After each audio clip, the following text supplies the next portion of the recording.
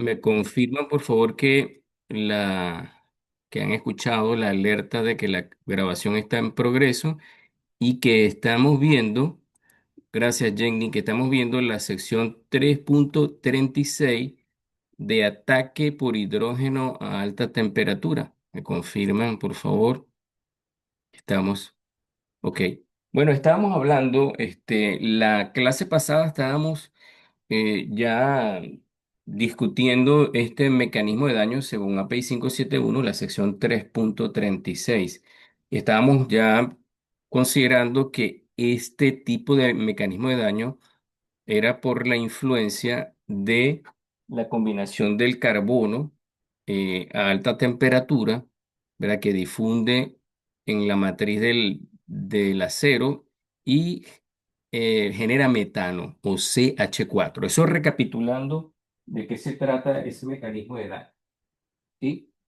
Bueno, y estábamos hablando de los factores críticos. No, nos quedamos ahí en la pasada clase. Entonces, estos factores críticos, ¿verdad?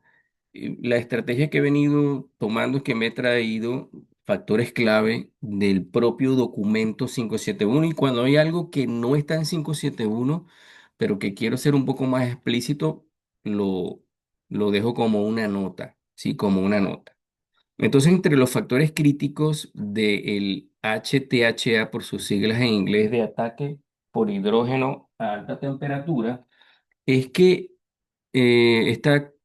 aumenta dependiendo del contenido de cromo y molibdeno en el acero, nosotros tenemos una resistencia, ¿verdad? A este ataque por hidrógeno. Entonces, normalmente va a ser uno de los factores de mitigación. Permítanme subrayar que las cantidades de cromo y molibdeno en la aleación eh, generan eh, una una resistencia, como dice acá, al ataque por hidrógeno a alta temperatura. Y para algún material específico, la susceptibilidad HTHA, mucha atención con esta palabra, ¿sí? La susceptibilidad o en inglés likelihood es una manera de inferir eh, cuán susceptible, cuán probable es que se genere este mecanismo de daño. Entonces, normalmente, este es el término técnico que se usa, sobre todo cuando estamos viendo que el mecanismo de daño va a generar como modo de falla una grieta, ¿sí? Una grieta. Entonces, porque normalmente no hay maneras de pronosticar con bastante precisión cómo se va a propagar la grieta. Si hay literatura y métodos para definir un tamaño de grieta por medio del cual podemos aceptar o rechazar la presencia de esa grieta. Pero bueno, como factores críticos es temperatura, presión parcial de hidrógeno, el tiempo de exposición a un rango de temperatura que ya lo vamos a ver en una gráfica y el nivel de esfuerzo. Entonces, el HTHA es un mecanismo de daño o el ataque por hidrógeno a alta temperatura que depende fundamentalmente de la presión parcial de ese hidrógeno en la corriente, la temperatura, el tiempo y el nivel de esfuerzo que va a generar quién, que va a generar fundamentalmente el metano, el CH4. ¿Ok? Disculpen que se borra, pero fundamentalmente quería hacer énfasis que ¿verdad? Esta molécula de metano, CH4, es la que eh, genera grandes esfuerzos. Normalmente ella prospera donde haya laminaciones, donde hay discontinuidades en el material. Entonces hay una figura que es clave, que es la figura 336.1 de esta práctica recomendada, API 941 para lo que son la definición de zonas de susceptibilidad o no, dependiendo de la metalurgia, zonas de susceptibilidad a ataque por hidrógeno, ¿sí? Donde se definen en un conjunto de curvas límites seguros de operación, ¿verdad? En función de la temperatura y presión. Esas son las famosas curvas de Nelson. Quizás algunos de los que están aquí ya la han escuchado. Pero fundamentalmente debajo de esa curva, que vamos a ver ahorita un gráfico y un ejemplo, eh, es que se considera que se está trabajando en rango seguro, ¿sí? Entonces, ya hay unas curvas mejoradas de Nelson, pero las que muestra 571 es la curva previa. Si alguno quiere ver la curva mejorada, yo tengo este estándar. Si quiere profundizar. Bueno, este daño por HTHA o ataque por hidrógeno a alta temperatura, ¿verdad? Normalmente cuando está en etapas incipientes, ¿verdad? Eh, o de etapa temprana, no se detectan cambios apreciables en el material, ¿ya? Es bien difícil incluso poderlo detectar haciendo ensayos no destructivos. Por eso es que existe todo un protocolo en la industria, en las unidades de reformación catalítica, es donde normalmente vemos este mecanismo de daño para poder detectarlo en etapas tempranas, porque es muy difícil de hacerlo. Em, Normalmente tiene que ver con los reflectores de energía que se absorben en etapas tempranas de de ese CH4 que está dentro del material embebido y que debería generar un reflector que llaman los examinadores de considerable que permita la detección, pero no es nada fácil. Las unidades afectadas, ¿verdad? Son las unidades normalmente de hidroprocesos o hidrotratamiento y recordemos que todo lo que es hidroprocesamiento, hidrotratamiento, al final es una unidad que busca eliminar los compuestos sulfurados, la remoción de compuestos sulfurados que son indeseables en los productos terminados. Entonces, lo que hacen es, normalmente a través de la adición de hidrógeno, se combina con esas corrientes que tienen eh, compuestos sulfurados y se genera un efluente de H2S. Pero fundamentalmente en esa reacción físico-química se genera hidrógeno. Entonces, desencadena muchos mecanismos de daño que tienen que ver con el hidrógeno en fase acuosa o también por ataque por hidrógeno a alta temperatura, ¿no? Donde el hidrógeno como tal, primero el hidrógeno atómico, ¿verdad? Difunde, hidrógeno atómico, difunde hasta el material formando una molécula de hidrógeno. Y es ella en combinación con el carbono del material que genera el metano, el metano. Fundamentalmente para los que les gusta ver un poco el tema de la reacción físico-química. Lo cierto es que el metano genera una gran presión interna en discontinuidades, promoviendo agrietamiento.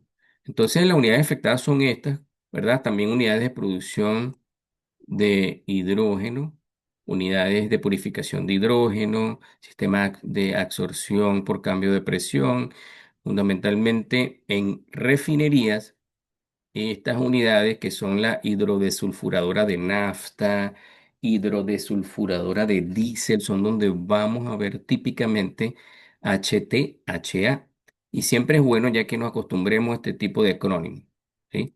Y normalmente ya como cuando decimos CUI, corrosión bajo aislamiento, CUI, es fundamental que todos esos acrónimos formen parte de nuestro vocabulario técnico, ¿sí?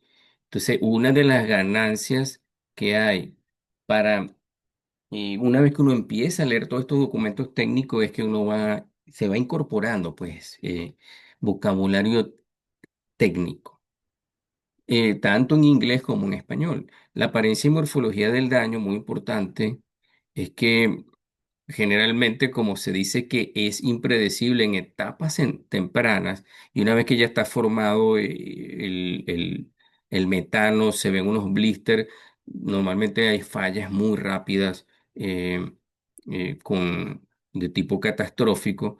Entonces, se han documentado cómo es el daño una vez que se genera la falla, es lo que normalmente pasa en la industria y bueno, se genera un reemplazo de las zonas afectadas del equipo. Normalmente hay mayor predominancia en la zona afectada por el calor, ¿verdad?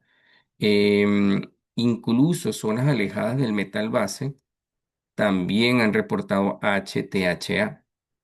Pero es menos común conseguirlo, como dice acá, en el metal base. Normalmente hay más predominancia en la zona afectada por el calor.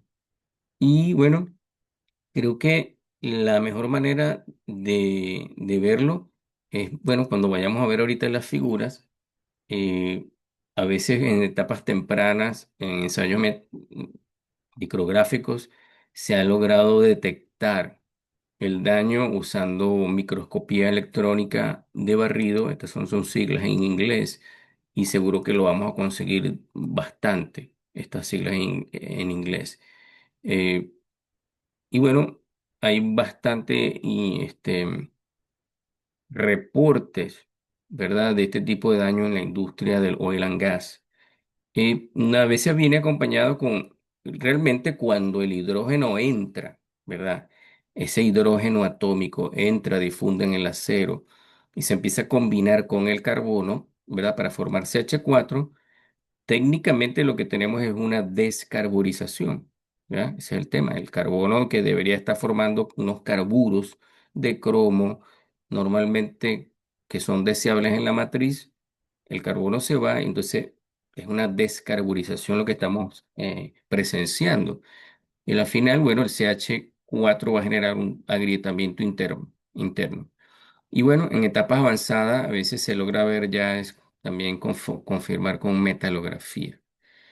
Eh, Vamos a ver esta curva.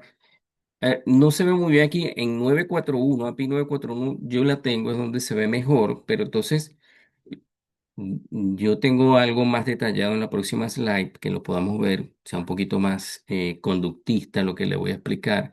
Pero bueno, en términos generales, esta es una gráfica desarrollada por Nelson, un investigador que tomó muchos surveys de varias metalurgias, considerando, por un lado, por un lado, la presencia, perdón, la presión parcial de hidrógeno acá y por acá la temperatura, ¿sí? Y bueno, en las curvas indican varias metalurgias, varias metalurgias. Entonces, vamos a verlo en la próxima slide. Yo voy a tomar nada más una porción, esta porción hacia abajo en las próximas slides para que entendamos estas dos primeras curvas y si entendemos eso, podemos interpretar el resto de las curvas. La idea es que, aunque API 571 no se explaya en explicar el funcionamiento de la gráfica, API 941 sí lo hace. Y aunque típicamente es muy útil para cuando estamos trabajando en hidroprocesos para determinar si estamos en la zona umbral o no de susceptibilidad o no de HTHA. Y bueno, aquí tomé la porción inferior de ese gráfico, ¿verdad? Las curvas de Nelson en alusión a su desarrollador, el creador de este mapa, de este survey. Y más o menos lo que quiero que veamos acá es que tenemos una leyenda, ¿verdad? Normalmente debemos prestar mucha atención a las leyendas, ¿sí? Y en esta leyenda, si la vemos bien, vamos a poder interpretar que es todo esto que está por acá. Entonces, normalmente lo que está considerando Nelson es que en este gráfico es que hay dos tipos de descarburización, ¿sí? La descarburización o esa pérdida del carbono porque se asocia con el hidrógeno molecular para generar metano, vamos a tener una superficie descarburizada o una descarburización interna de la matriz. Entonces, en esta fase no vamos a ver este tipo de línea de discontinua, pero vamos a ver una línea continua, que es esta línea que está aquí, esta primera línea que está aquí. Vamos a rayarla de pronto con esta línea que está aquí, ¿verdad?, que se viene desde acá y termina por acá. Disculpen, ¿sí? Bueno, ella continúa por acá. Es va a indicar para un material en específico descarburización interna. Entonces, ¿qué tenemos? Eh, tenemos varios casos. Vamos a borrar acá esto. Tenemos, en este caso, vamos a tener acero al carbono para esta columna, ¿verdad? Que no ha sido tratado térmicamente, ¿verdad? Acero al carbono, ¿verdad? Dice non-pond post-well heat treatment, esto que está aquí. Permítanme borrar porque no quiero que vean que dice non-post-well heat treatment. Y Y también tenemos una columna que dice cero al carbono. O sea, por defecto podemos inferir que este tiene tratamiento térmico, esta columna que está aquí. Y bueno, después viene una columna con un material aliado al cromo, 1% de cromo, 0,5, hasta finalmente llegar a una aleación de 6% de cromo con 0,5% de molibdeno. Y así funcionan las columnas. O sea, hay una, dos, tres, cuatro, cinco, seis columnas para seis tipos de materiales acá en este gráfico. Y además tenemos unas filas acá, acá, acá, para indicar cuándo, según esta simbología que está aquí, el material puede considerarse que está satisfactorio cuando tiene descarburización interna y cuando la descarburización es superficial. Más o menos así funciona esta leyenda, clave para poder interpretar eh, este gráfico. Entonces, fijemos nuestra atención en esta curva que está aquí, ¿verdad? Esta curva que está aquí. Esta curva que está aquí, ¿verdad? Implica, si vemos estas esferas, ¿verdad? Esta que está aquí, ¿verdad? Es un círculo sin nada dentro que se trata entonces de un acero al carbono, ¿verdad? Este que está aquí, que está aquí, correcto. Entonces, ese acero al carbono, ¿verdad? Su, su, su manera de trazar la línea es continua, continua. Entonces, ¿qué quiere decir? Que valores de temperatura, ¿verdad? Que tenemos acá, esta es la columna de temperatura, valores de temperatura y de presión en el eje de las Y, ¿sí? Aquí. Aquí es temperatura en Fahrenheit en este caso. Y valores de presión parcial de hidrógeno que están aquí en PSI, ¿verdad? Eran libras por pulgada cuadrada, ¿sí? Entonces, dependiendo de esos valores, vamos a considerar si estamos en la zona umbral de ataque por hidrógeno o no, de la zona de susceptibilidad o no. Entonces, la manera de leerlo es lo siguiente. Si ustedes tienen un acero al carbono, ¿verdad? Que no está tratado térmicamente, que es esta primera curva que tenemos acá, y aquí lo comenta, ¿sí? La curva que viene también es un acero al carbono, ¿verdad? No soldado, ¿verdad? Pero con tratamiento térmico. La segunda curva, esta que está aquí. Vamos a fijar nuestra atención en la primera. Si yo tengo, en este caso, un caso hipotético, un material que está trabajando en la zona de hidroprocesos o de hidrodesulfuración de nafta o de hidrodesulfuración de diésel, ¿eh? Diseñados para remover compuestos sulfurados, ¿verdad? Pero que van a estar generando hidrógeno molecular que puede irse a la matriz del acero y generar metano, si él está trabajando a una temperatura hipotética de 1000 psi, 1000 psi, ¿sí? Pero está trabajando a 400 Fahrenheit, entonces vamos a hacer una 400 Fahrenheit, ¿sí? Y además estoy trabajando a 1000 psi, estoy en esta área de la curva, estoy en esta área de la curva. Esta área de la curva es acá. Esta área de la curva indica que no hay susceptibilidad a HTHA. La única manera de que haya fisuración interna es que yo eleve a esa presión, a esta misma presión, 1000 psi, ¿verdad? A mayor temperatura, supongamos 450, que es la mitad entre esta temperatura y esta temperatura. ¿Sí? Entonces, estamos aquí a la mitad. Si nosotros trazamos otra horizontal, ¿verdad? Y hacemos un corte a la misma presión, esta que está aquí, PSI, tenemos un nuevo punto que ya toca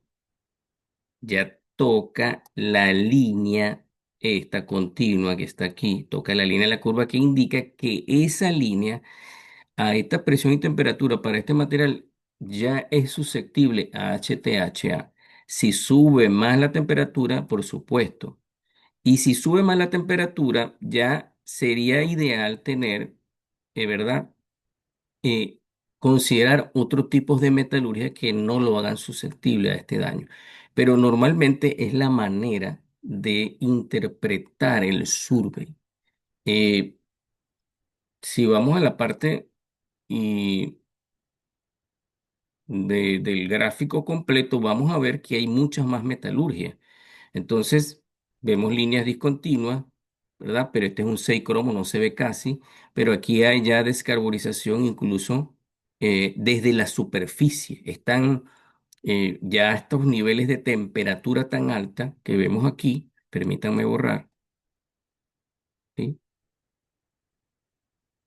No se ve muy bien, pero ya estos niveles de temperatura y presión, podemos ver incluso descarburización externa en la capa superficial, como dice esta leyenda discontinua que está aquí. Fundamentalmente es muy útil para poder precisar áreas de vulnerabilidad, de susceptibilidad a este tipo de mecanismo de daño y es muy útil. Como esta curva tuvo muchos detractores, tuvo muchas críticas porque muchos operadores estuvieron pensando que trabajaban en áreas de inmunidad donde no había, por ejemplo, como estábamos aquí en este caso hipotético, por aquí, no estábamos en la zona de descarbonización, estábamos aquí para este carbon steel, ¿verdad? Que no tiene tratamiento térmico y hubo algunas fallas catastróficas por HTHA, se generó unas curvas modificadas. No están en API 571, sino que están en API RP 941. Entonces, bueno, la manera de interpretar, no salen preguntas en la certificación con respecto a esto que yo recuerde. Ya, y en el banco de preguntas no la vi, pero es importante que lo manejemos.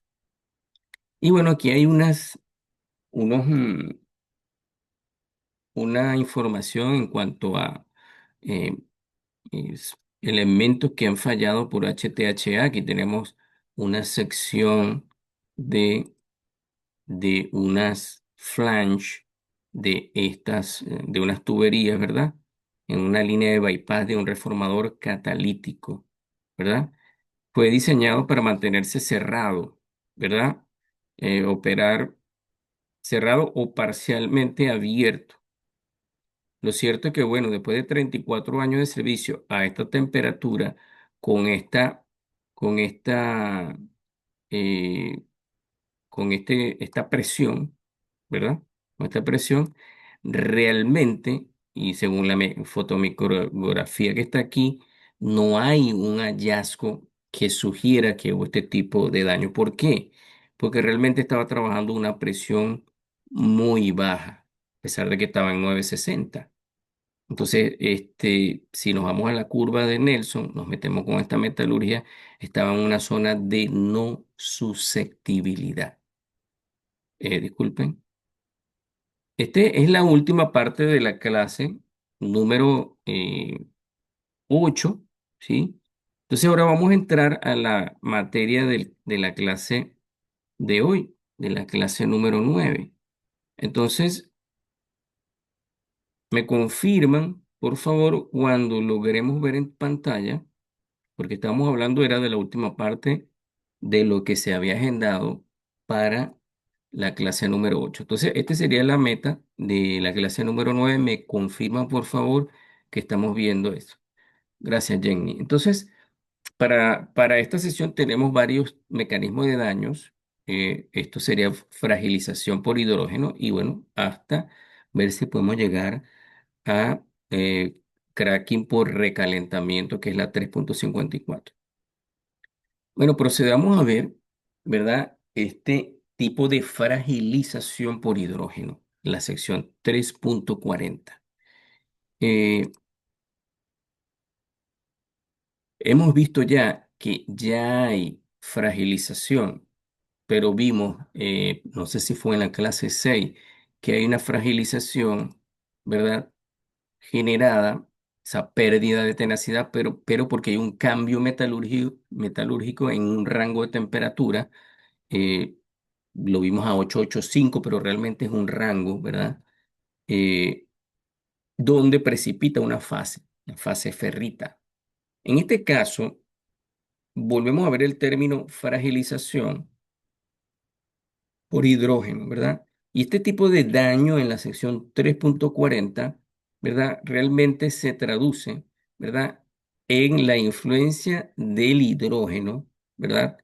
En la pérdida de ductilidad, tenacidad. Entonces, realmente lo que se ve es que hay materiales susceptibles a esa fragilización por hidrógeno, fundamentalmente causada por el hidrógeno atómico. Está el común denominador de nuevo del hidrógeno atómico, ¿verdad? Difundiendo, el fenómeno físico es difusión, ¿verdad? En el material, ¿verdad? Y bueno, generalmente la fragilización no se aprecia de formación plástica, ¿verdad? La pérdida de tenacidad es tal que es una fractura de tipo frágil, ¿sí? Y bueno, se ven muchos procesos de fabricación, operaciones de soldadura, servicios que promueven la absorción del hidrógeno, fundamentalmente en ambientes ricos con H2, hidrógeno molecular o H2S. Entonces aquí no es que estamos viendo la influencia del hidrógeno formando metano, como vimos en en el pasado mecanismo de daño, eh, y alta temperatura. Aquí estamos viendo la fragilización por esa difusión del hidrógeno, ¿verdad? Que se puede generar en corrientes que ya están inyectando hidrógeno o que se genera de una reacción físico-química, eh, producto de la presencia de H2S. Los materiales afectados, tenemos acero de baja aleación, los de alta resistencia mecánica, por eso es que se generan unos aceros que le llaman HIC, ¿verdad? HIC normalmente son para poder trabajar con este tipo de acero que se dañan o se fragilizan, presencia de hidrógeno.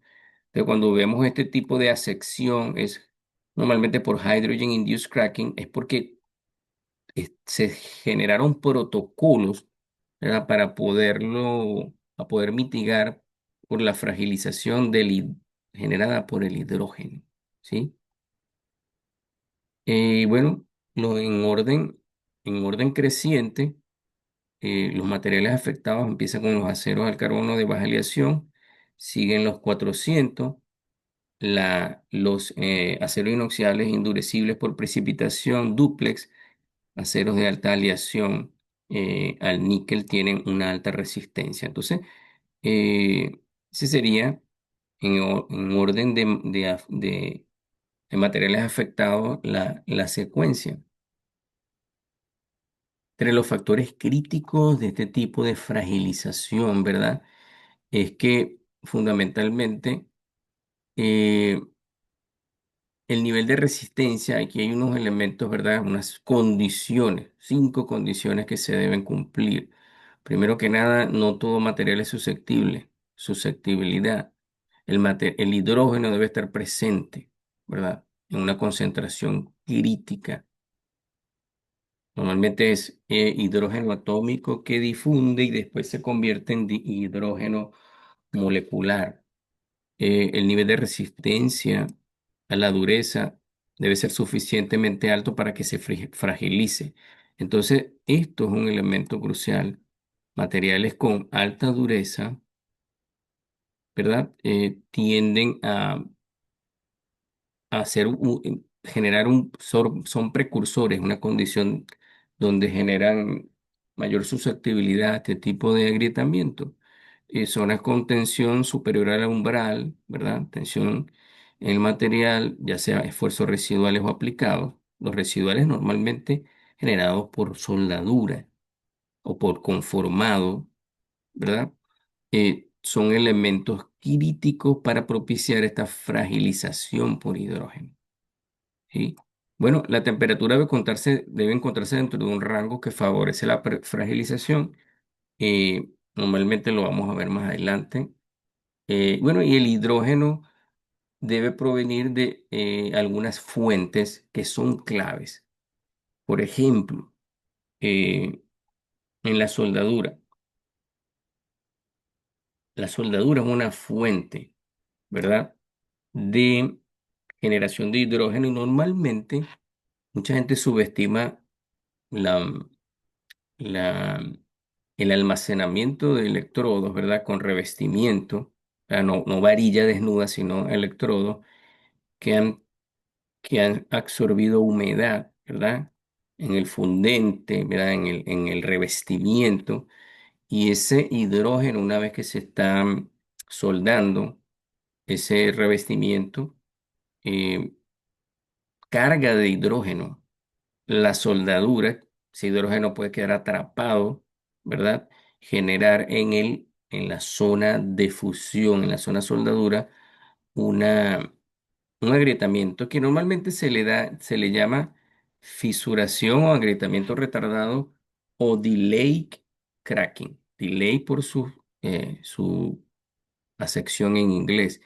Y es bastante común, bastante común. Y normalmente se da debajo del cordón o el underbeat, como dice aquí, debajo de los cordones de soldadura. Entonces, aunque no lo hice 571, creo que les comenté también que eh, si no hay control de, de la zona donde se está soldando, que hay ráfagas de aire, donde hay mucha humedad relativa, hay refinerías que están en locaciones donde hay mucha humedad relativa. Creo que en Barranca supera el 87% en Barranca Bermeja, pero hay zonas donde es mucho más elevada. Entonces, si no hay confinamiento de la zona donde se va a soldar con tela, se arman como una especie de bohío, pues donde se logra eh, mitigar la acción de la humedad. Entonces, el hidrógeno a la final está ahí, pues. Entonces, la soldadura o los malos protocolos de soldadura, la mala preservación de los electrodos, puede proveer hidrógeno, que termina agrietando el acero ya cuando se está solidificando y es retardado. Por eso es que a veces cuando se hace ultrasonido, se esperan hasta 24 horas.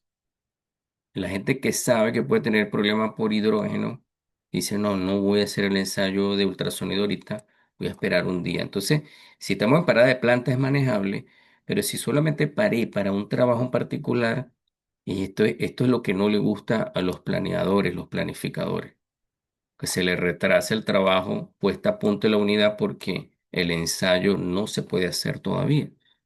Y bueno, hay muchas reacciones. De la misma reacción de corrosión se puede también generar una fuente de hidrógeno, ¿verdad? Y la mayoría de esas reacciones, bueno, se generan en medio acuoso, porque está la presencia de H2S húmedo que termina generando hidrógeno atómico que a la final se convierte en hidrógeno molecular, ¿verdad? El hidrógeno atómico es el que difunde y estando dentro del acero se convierte en molecular. Eso está muy bien explicado en el último mecanismo de daño de API 571, que es la sección 3.67. Eh, ¿Y qué pasa? Por qué mencionar esto aquí? ¿Por qué pareciera que es que se está repitiendo este mecanismo de daño? Es que en este caso, el mecanismo de H2S húmedo no consideró soldaduras como fuente de generación de hidrógeno, sino que 3.67, que es el último mecanismo de daño, de API 571 solo considera la presencia de una mínima cantidad de agua en presencia de H2S. Entonces, una manera de discriminarlo y generar un capítulo aparte es porque la fuente cambia, la fuente de generación de hidrógeno. Una manera que yo tengo de poderlo justificar.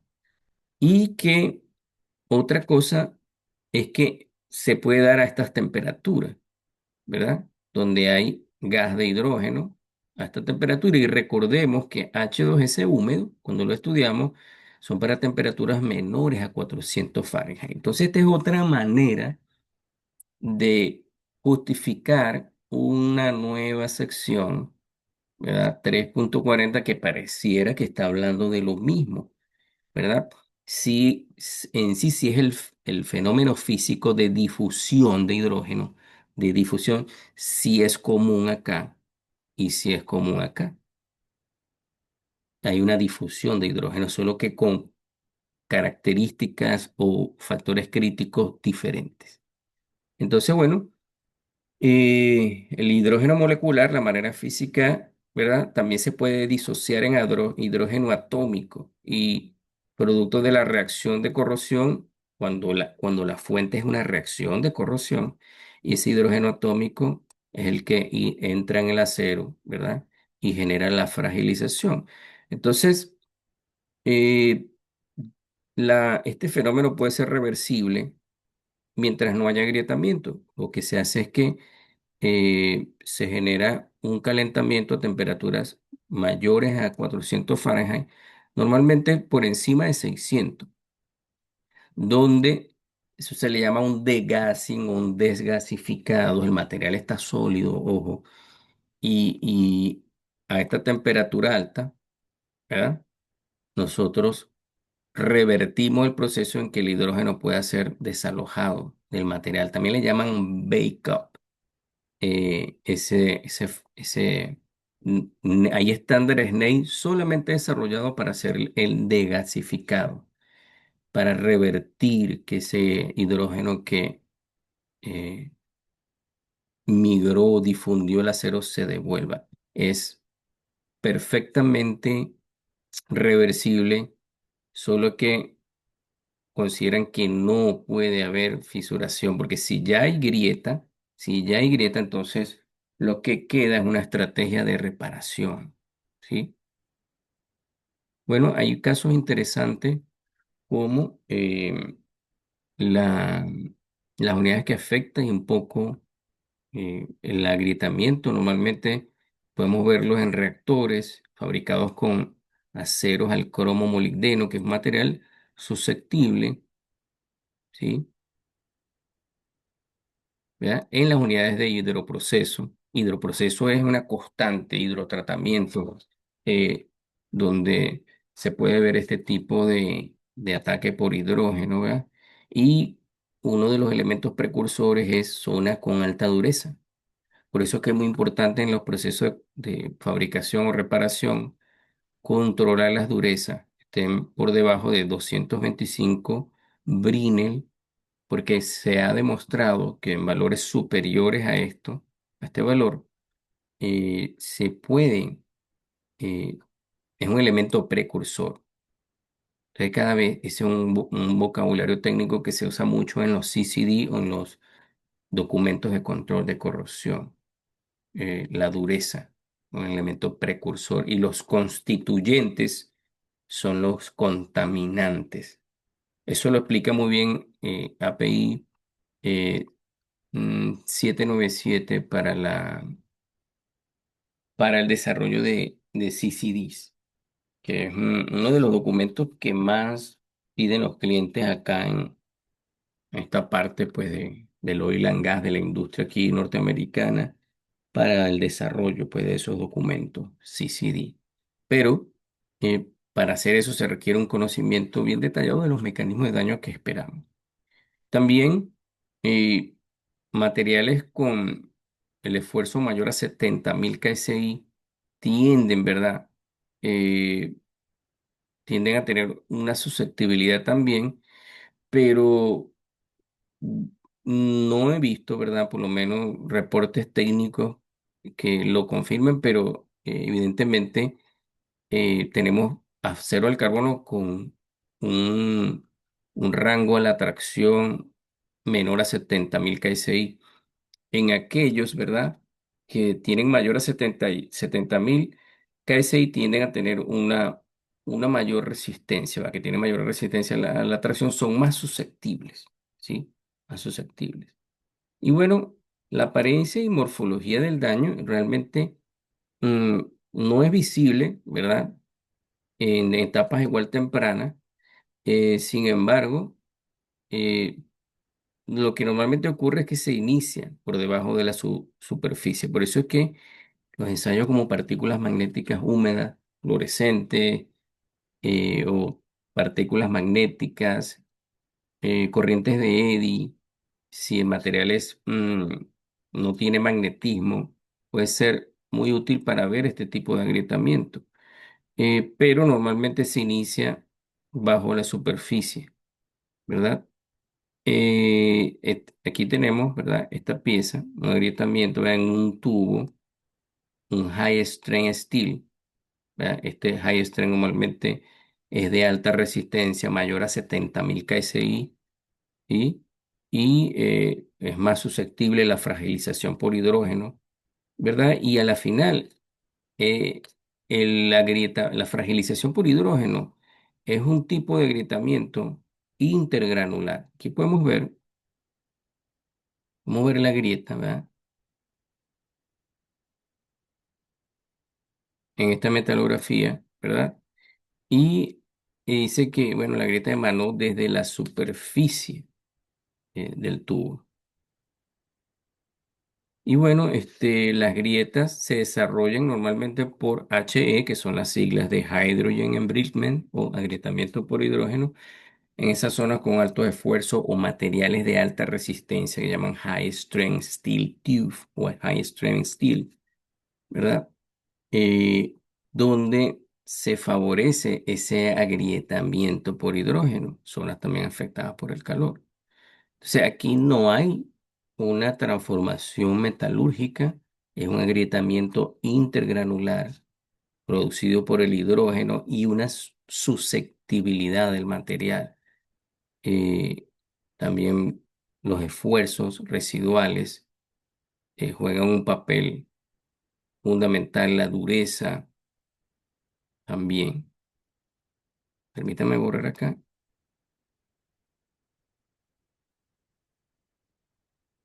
Y bueno, prevención y mitigación, ¿verdad?, de la estructura de 571, eh, es, es lógico que en aceros templables, ¿verdad?, se deba, endurecibles, ¿verdad?, se pueda hacer un tratamiento térmico post soldadura para aliviar esfuerzos residuales, reducir la dureza, ¿verdad?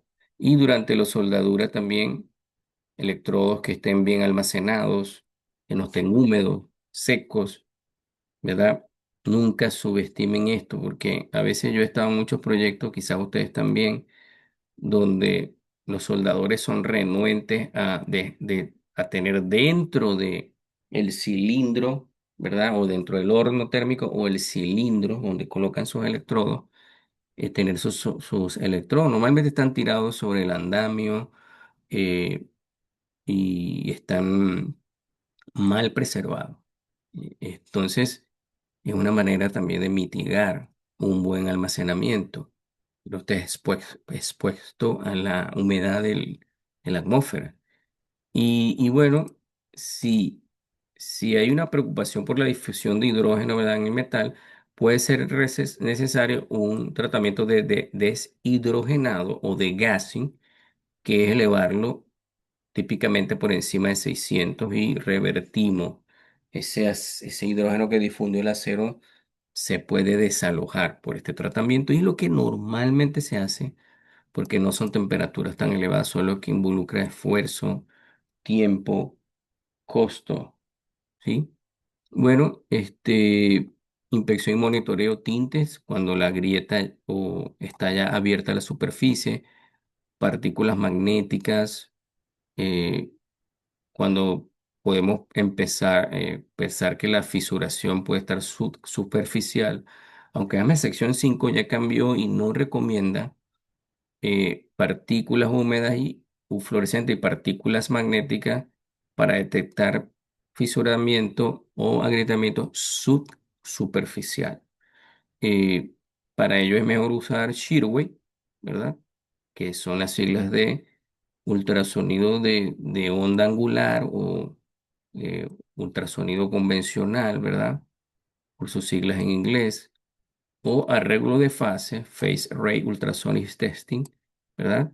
Es un conjunto de palpadores que tienen diferentes ángulos para poder detectar en la soldadura este tipo de mecanismo de daño, radiografía industrial, una buena inspección visual. Y realmente el hidrógeno, si proviene de una reacción eh, de óxido de reducción acuoso, se puede monitorear el hidrógeno con elementos especializados. Yo los he visto en Barranca Bermeja, estos elementos que se colocan fuera de la pared del acero pueden monitorear el hidrógeno, la evolución de hidrógeno, que es indeseable en la corriente, ¿sí? Eh, bueno, fundamentalmente este es el mecanismo de daño de fragilización por hidrógeno. Tenemos otro mecanismo de daño que se llama fragilización por metal líquido. Es bien raro de verlo, pero ocurre, ¿sí? Y por sus siglas en inglés, LME, así lo van a ver en algunos papers, ese acrónimo, este, este mecanismo de daño, ¿verdad? Realmente es una forma también de agrietamiento, fisuración, que ocurre en ciertos metales fundidos, tan fundidos que entran en contacto con aleaciones sólidas, ¿verdad? Eh, esa interacción entre ciertos metales fundidos con una aleación específica es la que genera una fragilización, un agrietamiento súbito ¿en quién? En la aleación específica que es vulnerable a cierto tipo de metal fundido, ¿sí? Entonces, se han hecho muchos experimentos en laboratorio, esto me lo estoy trayendo así directamente 571, para poder analizar qué combinaciones de metal específico, ¿verdad? Aleación que está trabajando con la que se funde y la fragiliza, cuáles son esas combinaciones que pueden dar a, a experimentar esa fragilización del metal sólido producto de su interacción con ciertas aleaciones que se han fundido. Bueno, y todo, hay muchos materiales afectados, cero al carbono, cero baja aleación, grados 300, níquel, cobre, aluminio, titanio. En la industria petroquímica se ve específicamente un caso de esto, de la interacción de aluminio por el mercurio. Ya lo vamos a ver también en la próxima diapositiva. Factores críticos, bueno, realmente es eso, es que hay contacto directo, ¿verdad? Con metales que tienen bajo punto de fusión, ellos están en fundidos, fundamentalmente estos son los precursores de la fragilización, se funden por algún elemento que está pasando en la planta, un incendio puede ser, y a ellos, al ellos chocar, tocar una aleación específica, generan la fragilización del metal eh, que está sólido en ese momento. También si el material tiene tensiones elevadas, ¿verdad? Puede favorecer el agrietamiento, ¿sí? Pero sin embargo, lo más importante acá es que ya se ha estudiado la susceptibilidad. ¿Qué material fundido es susceptible a un determinado grupo de aleaciones? Entonces, eso es lo más importante. Eh, bueno, pudiéramos ver, creo que sí hay unos ejemplos acá de la tabla, más o menos que muestra ¿sí? Vamos a fijar nuestra atención acá. Tenemos dos columnas en esta tabla que es aleación susceptible, ¿verdad? Y este es el metal fundido por eh, su descripción aquí en inglés, molten metals. ¿Ok? Entonces, la manera de interpretar esta es muy sencillo, pero es muy ilustrativo porque precisamente de eso se trata este tipo de mecanismo de daño. Entonces, el acero, el carbono, como lo tenemos acá, ¿sí? El acero, el carbono es un material susceptible cuando está en contacto con el plomo y el cadmio fundido, líquido. Y bueno, así sucesivamente. Por lo menos el titanio y el aluminio son, se fragilizan, se agrietan si el mercurio, ¿verdad? eh, fundido entra en contacto con estas aleaciones de aluminio, de titanio. Entonces, es la manera de interpretar esta tabla, es muy ilustrativa. Eh, no he visto que este tipo de preguntas estén asociados en el examen de certificación. Insisto que como todo el cuerpo de conocimiento es todo el documento, los 67 mecanismos de daño, que igual los revisemos todos. Y después nos vamos a enfocar en el banco de preguntas que yo le voy a dejar, en las que típicamente salen. Em, bueno, entonces, las unidades afectadas, como dice la sección 3.42, 3.42.4, normalmente, ¿verdad? Son aquellos donde, por ejemplo, un instrumento que contiene mercurio puede fallar, puede fugar y ese mercurio se va aguas abajo y donde el mercurio consiga una lesión aloy 400, aquí está mercurio, ¿va?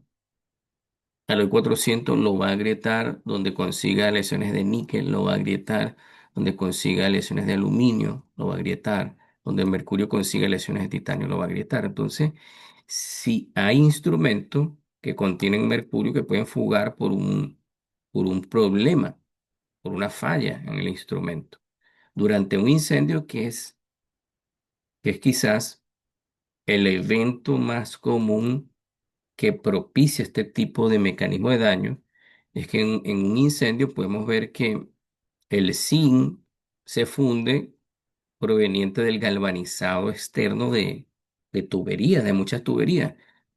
Gran parte de las tuberías son incluso tipo conduit que tienen cableado eléctrico, ¿sí?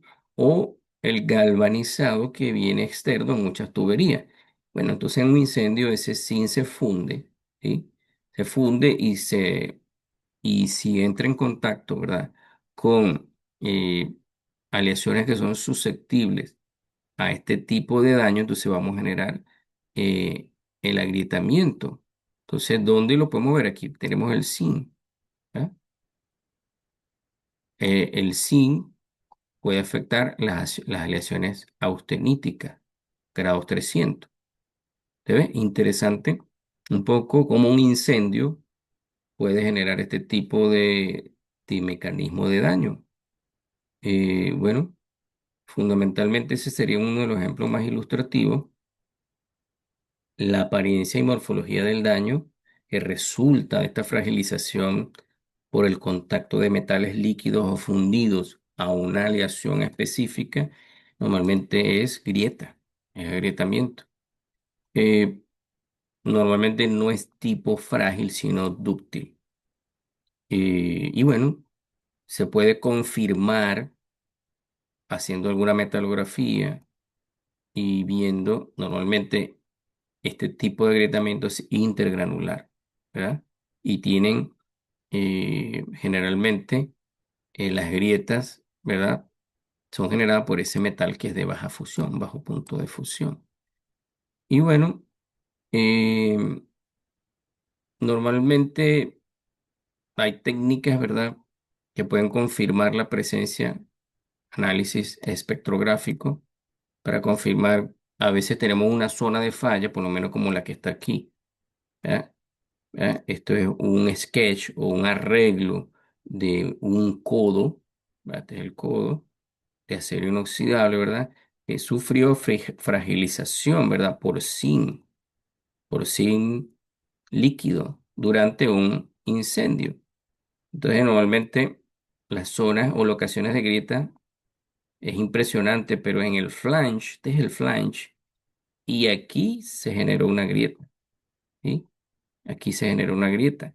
Aquí también, pegada a esta soldadura de de esta boquilla, que aquí puede tener aquí puede estar conectado un dispositivo medición de presión o lo que sea, pero este es más o menos el patrón de agrietamiento generado por el zinc fundido durante un incendio, como dice aquí esta nota, eh, que afectó un codo de acero inoxidable. Y aquí sí lo podemos comprobar en la tabla 3.421.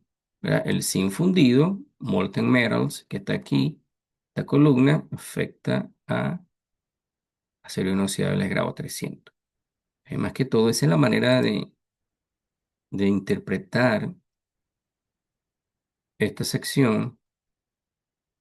Y bueno, aquí hay unas fotomicrografías muy ilustrativas de este tipo de agrietamiento que es intergranular, como lo vemos acá, ¿sí? Con las grietas, ¿verdad? Es la sección del elbow, del codo que vimos en la pasada diapositiva, ¿verdad? Dicen que el zinc llenó las grietas. Entonces, una manera de confirmar esto es por espectrografía, análisis eh, a través de microscopía electrónico de barrido, ¿verdad? Confirmar la, eh, la composición de lo que está dentro de las grietas. Una manera de confirmar, por supuesto que si hay un incendio, porque es que a veces tú no ves nada aquí. No ves, mira, aquí se fundió el zinc, se ve, no. A veces tienes una superficie muy irregular. Yo estuve en una auditoría de un evento post-incendio en una refinería localizada en Ecuador, y esta parte fue muy útil para poder justificar algunos ensayos a nivel de laboratorio que nos hicieran confirmar el mecanismo de daño. Se perdió casi toda la unidad de crudo 2 por un incendio en una bomba. Se fue un sello de una bomba en la unidad de crudo. Nunca había visto eso, porque normalmente no esperas que haya ignición en ese servicio, pero aparentemente hubo una chispa, generó un incendio. Yo estaba saliendo de refinería cuando se generó el incendio, vi la columna de humo detrás y bueno, eh, me llamaron al rato, esperamos que se mitigara. Al día siguiente estábamos haciendo las inspecciones.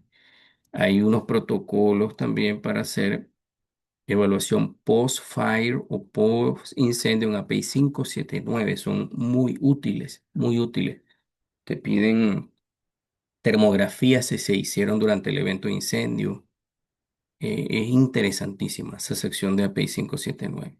Y bueno, tenemos aquí un caso de LME, ¿verdad? O fragilización, ¿verdad? Eh, disculpen.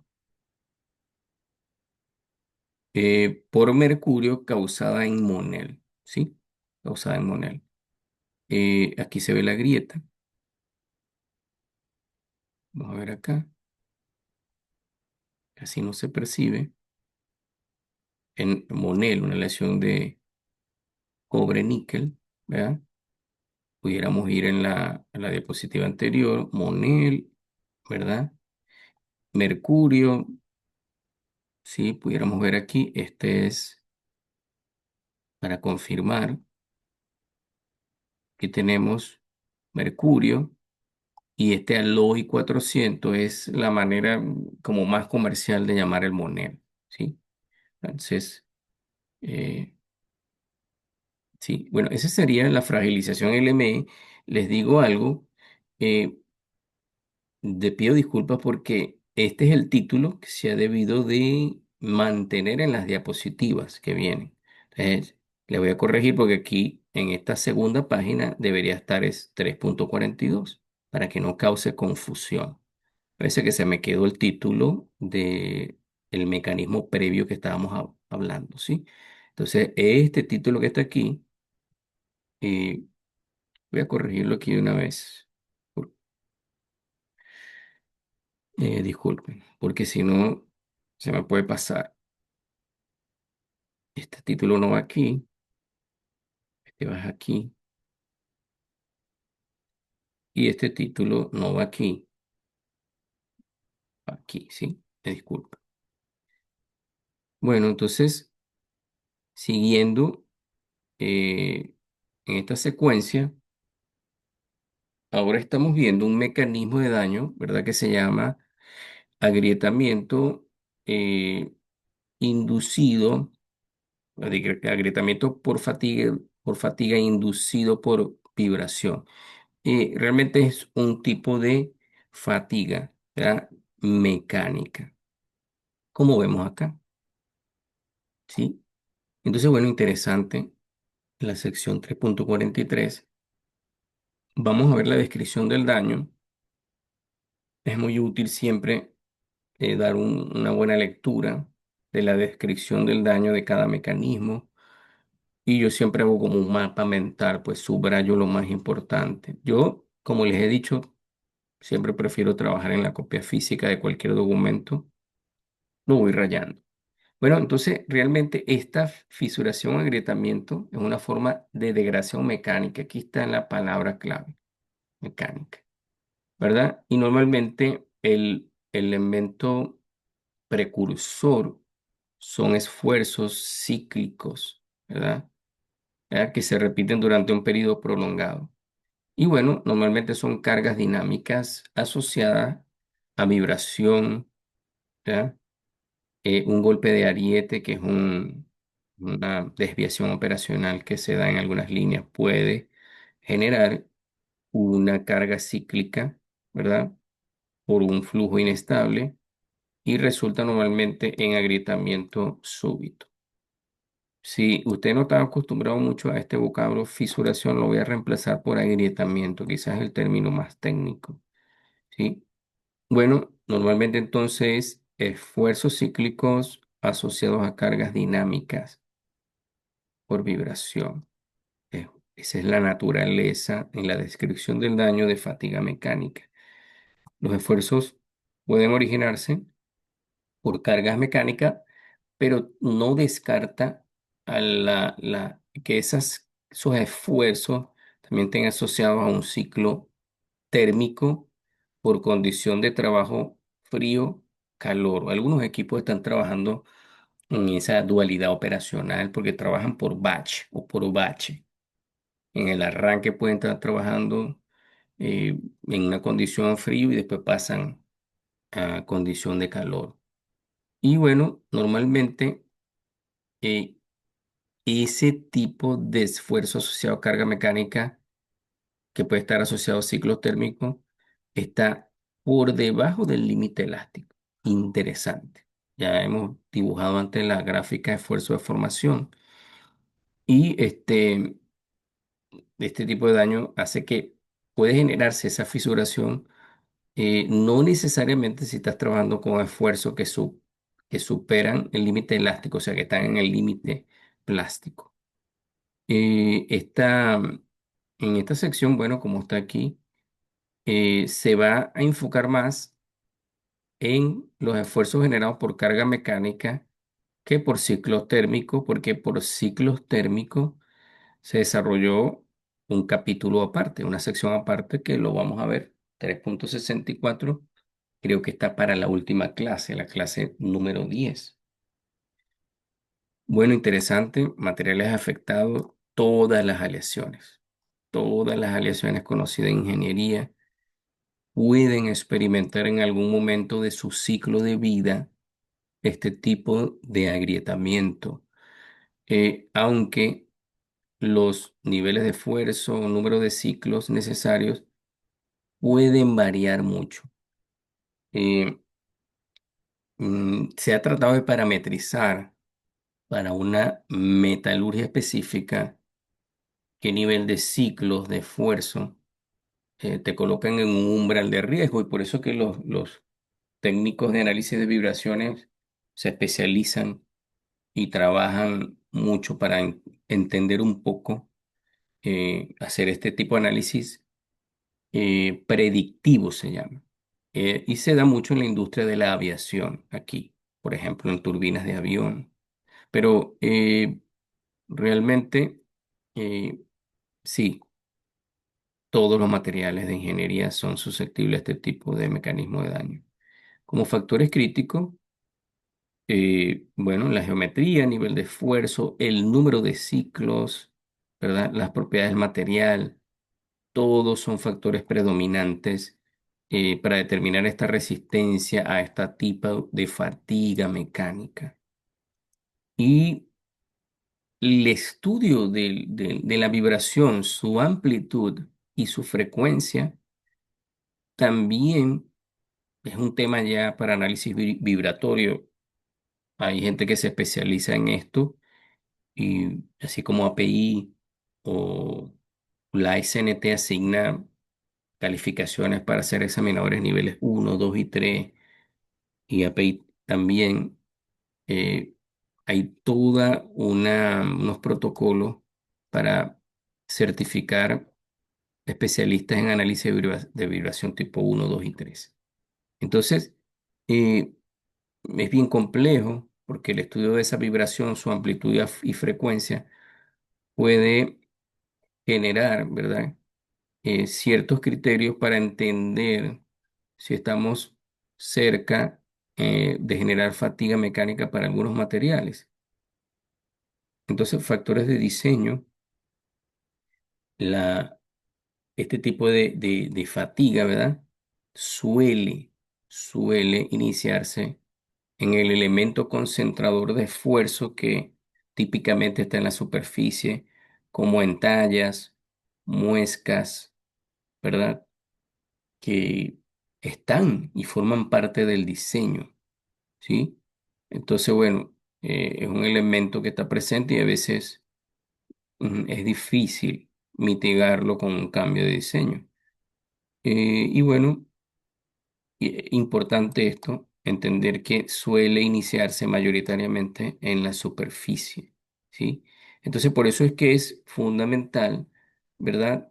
Entender que si el elemento de iniciación tiende a estar en la superficie, entonces esos elementos que actúan como concentrador de esfuerzos, podamos estarlos monitoreando, tales como, bueno, los orificios están en algunos ejes de transmisión rotativo, muescas mecánicas, desalineación de juntas soldadas. Tendemos a no prestarle atención a esto, pero lo que típicamente quiere decir esta parte, que yo puedo tener el espécimen A soldado, ¿verdad? Con el espécimen B, vamos a ponerlo del mismo espesor para que se entienda el concepto, ¿sí?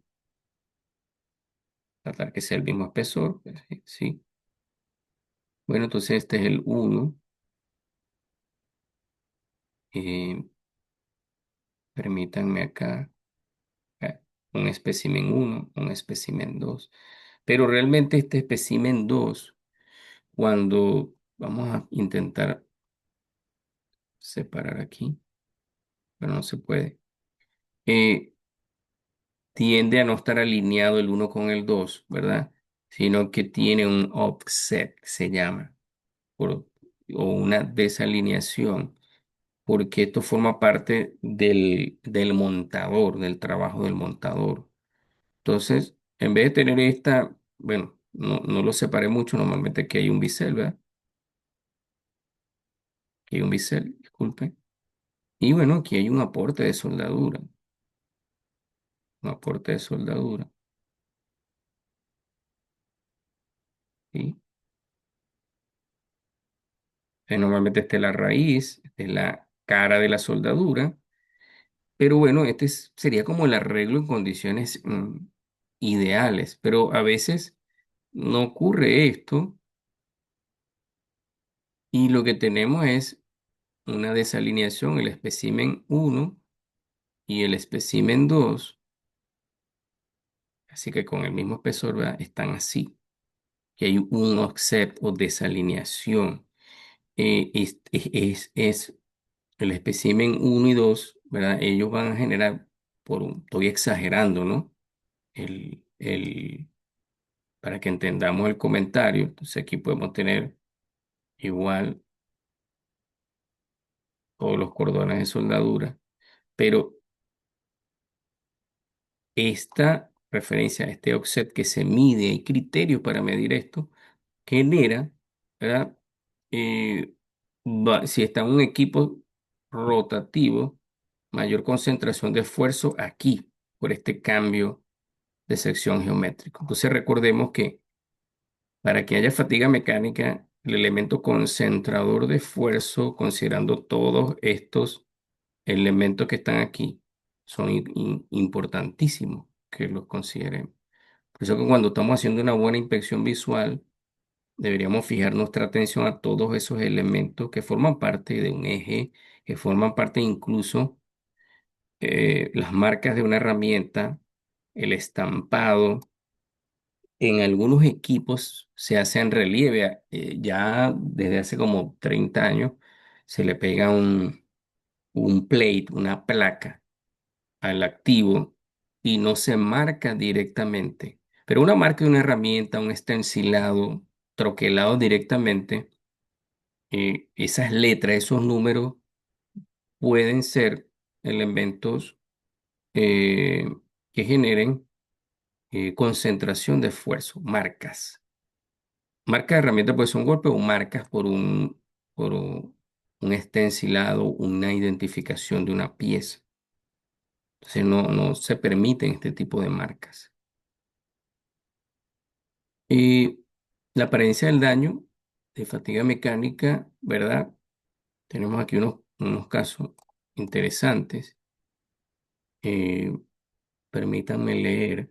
¿Sí? Dice que suele presentarse por un agrietamiento que se origina en un punto de alta concentración de esfuerzo, un elemento, una muesca, un cambio geométrico, eh, y bueno, incluso puede ser una rosca, pero por lo menos en este caso, ¿verdad?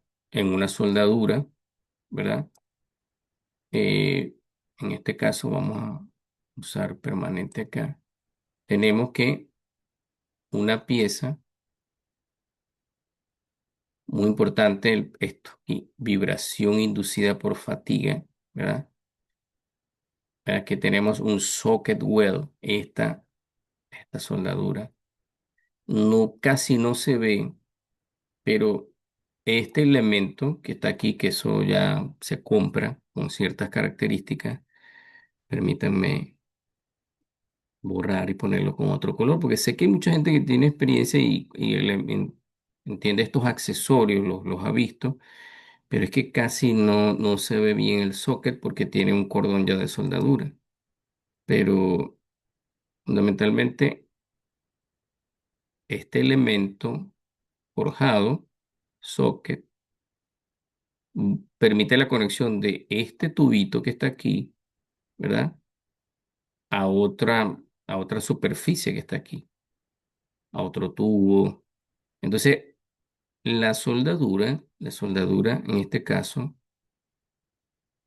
permítanme, es todo este relleno que está aquí, todo este relleno que está aquí. Realmente es un filete, no es una soldadura de penetración completa. Pero bueno, el punto es que este elemento está sometido a una carga cíclica de vibración y se pudo ver que eh, el elemento de concentración de esfuerzo se dio precisamente en el socket weld, que hay una soldadura, y en la metalografía logramos verlo mejor. Esta es la grieta. La va desde acá y se propaga. ¿Sí? Entonces, es un agrietamiento inducido de manera mecánica por esfuerzos.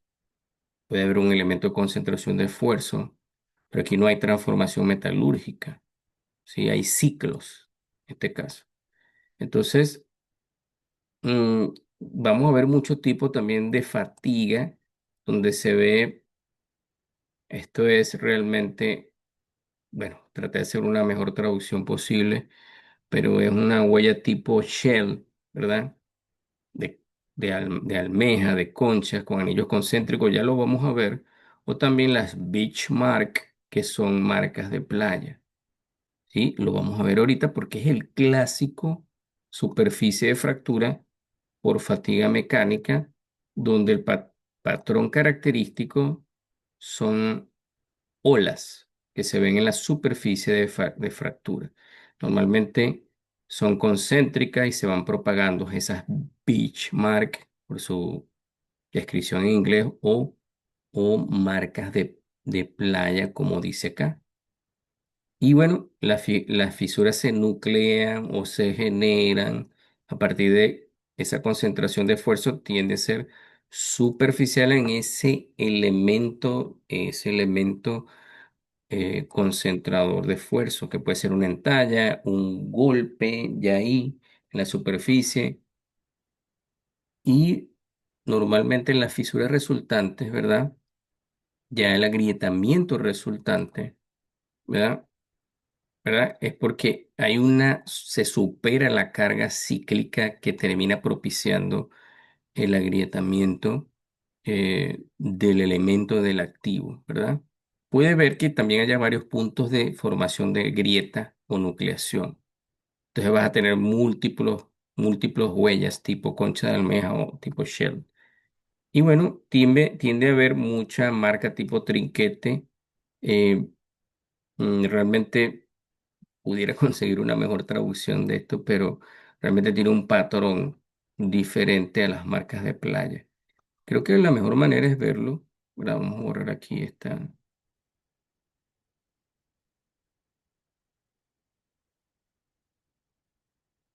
Vamos a borrar aquí también. Bueno, la marca de playa creo que están en la próxima diapositiva aquí. Pero bueno, aquí tenemos más fotos, tenemos un agrietamiento, ¿verdad? ¿Verdad?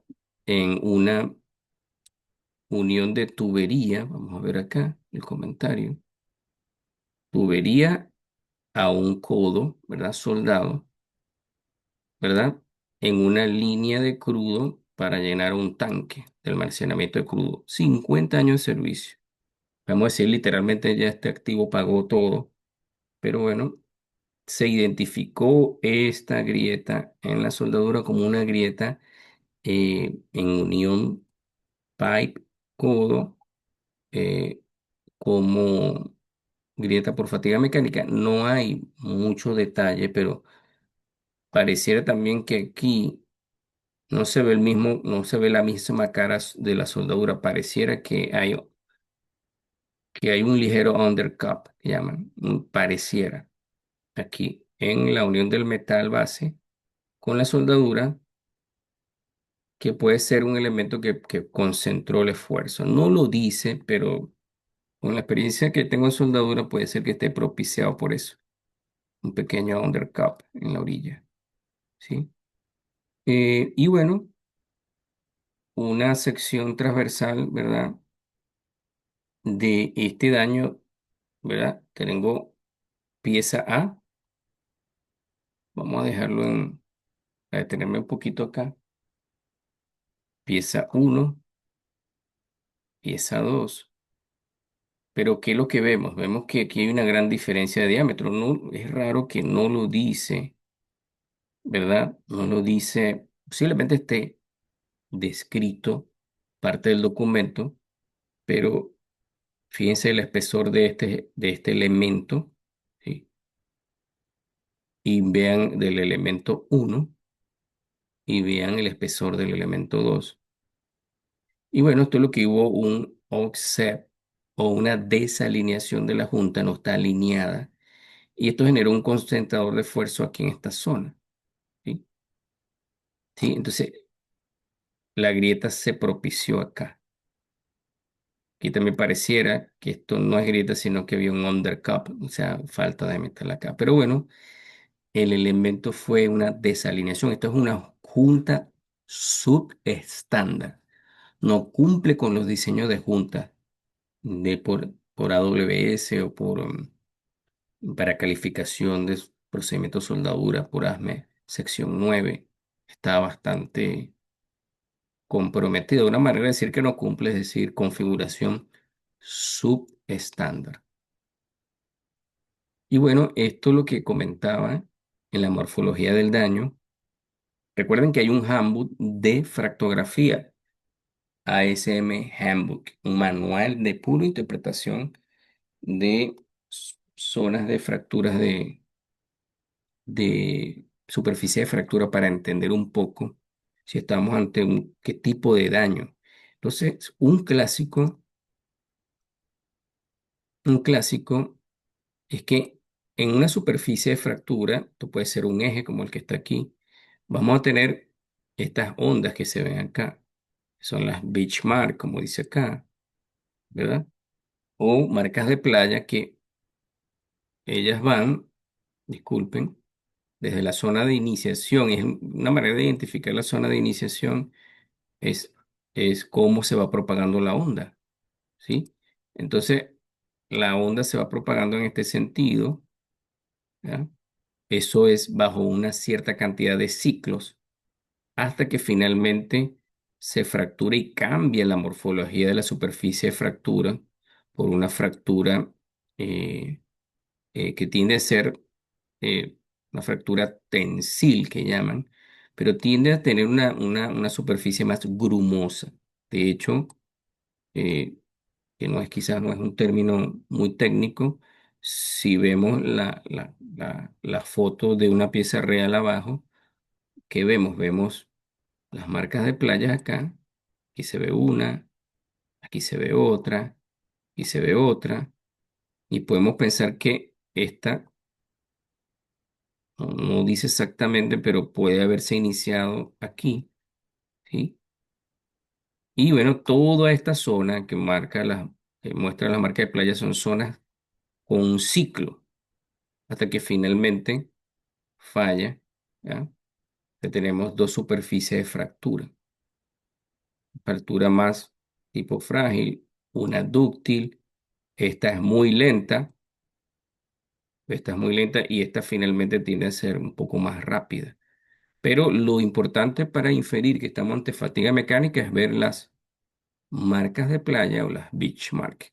Posiblemente sea algo que ustedes ya han madurado, pero para las personas que no han visto esto es muy útil. Y bueno, aquí tenemos una magnificación, ¿verdad? De las marcas de playa en la foto que está aquí del lado derecho. ¿Sí? Se viene aquí un poco la onda, aquí se ve esto, se ven un poco mejor la magnificación. Y bueno, también tenemos una en la foto anterior. Esta es la mejor manera de presentar superficies, zonas con falla. Este, deme un minuto ya, unos segundos.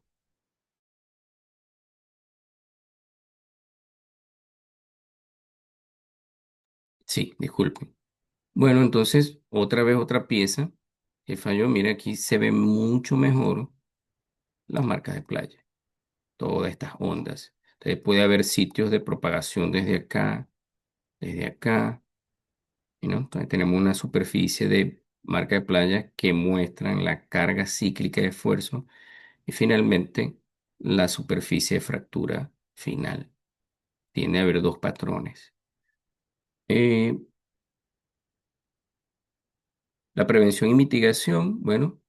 Normalmente la mejor defensa contra este tipo de falla es un diseño que evite esos concentradores de esfuerzo, que evite ese arreglo que vimos de desalineación de juntas, que evite exceso de entallas en ejes, ¿verdad?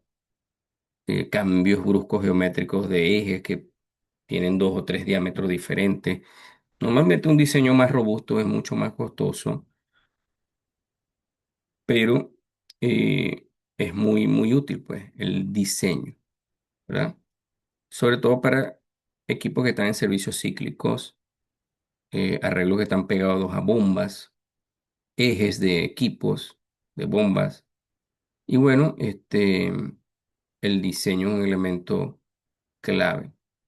Y bueno, algunas mejoras en los materiales suelen ser una solución efectiva, instalar rigidizadores y conexiones de un pequeño diámetro, ¿verdad?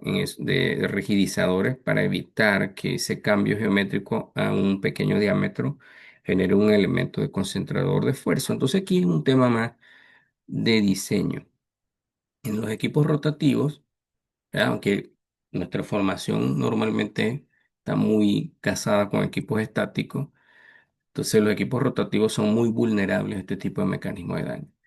Entonces, eh, hay cambios de diámetros, por ejemplo, ¿verdad? Donde se hace un suavizado, eh, esos radios generosos tienen que ver con mm, un suavizado en el cambio de diámetro, sería algo más o menos, quizás lo hemos visto antes, pero si yo tengo un cambio de diámetro 1 a un cambio de diámetro 2, ¿sí?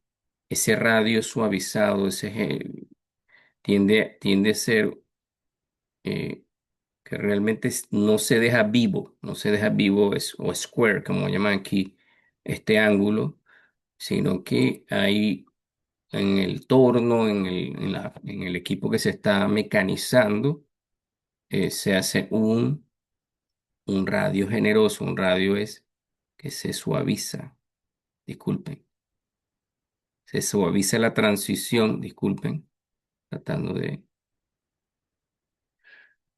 la transición entre eh, el diámetro de diámetro mayor a diámetro menor con un suavizado de ese radio. Sería en esta sección. ¿Sí? Normalmente lo que van a ver es esto, algo así, se suaviza, hace una transición, algo así. Y no queda esta borde vivo, llamamos. Eso genera un elemento concentrador de esfuerzo. Sobre todo donde hay chaveteros de los ejes, alguna rebaba que haya quedado, son después de una mecanización, es clave eh, para mitigar la posibilidad de que un equipo rotativo genere un concentrador de esfuerzo. Y bueno, hay una sección de API 579, Fitness for Service o evaluación de actitud para el servicio, donde hay todo un capítulo para determinar la determinación del tamaño crítico de grieta, para poder decir si a partir de ese tamaño crítico de grieta podemos aceptarlo o no, eh, para poder pronosticar la susceptibilidad a que se propague la grieta bajo esfuerzo mecánico, bajo ciclos. Bueno, hay gente que vive solamente de hacer estos fines for service, se especializan en esa área. Inspección y monitoreo, ¿sí? Normalmente se usa ensayo, un ensayo no destructivo. Normalmente eh, los casos de fatiga están asociados a este número de ciclos, ¿verdad? Entonces, determinar eh, el agrietamiento subsuperficial involucra normalmente uso de ensayos no destructivos para poder determinar, ¿verdad? En este espécimen y en esta soldadura si tenemos la posibilidad de presencia de grieta, ¿sí? Pero fundamentalmente es muy útil el tema de la evaluación de los concentradores de esfuerzo. Pero bueno, eh, normalmente es mucho más útil el ultrasonido para ver si allá de manera incipiente tenemos un agrietamiento por fatiga mecánica y por supuesto en los equipos que están sometidos a ciclos, eh, ¿verdad? Vibraciones. No deberíamos esperar este tipo de mecanismo de daño en equipos estáticos donde no hay la posibilidad de que se estén dando ciclos eh, por esfuerzo mecánico, vibraciones. Eh, bueno, vamos a hacer una pequeña pausa, ¿sí? 5 minutos Y seguimos con este mecanismo de daño, ¿sí? Vámonos a la pausa y voy a parar la grabación. Tenemos 5 minutos.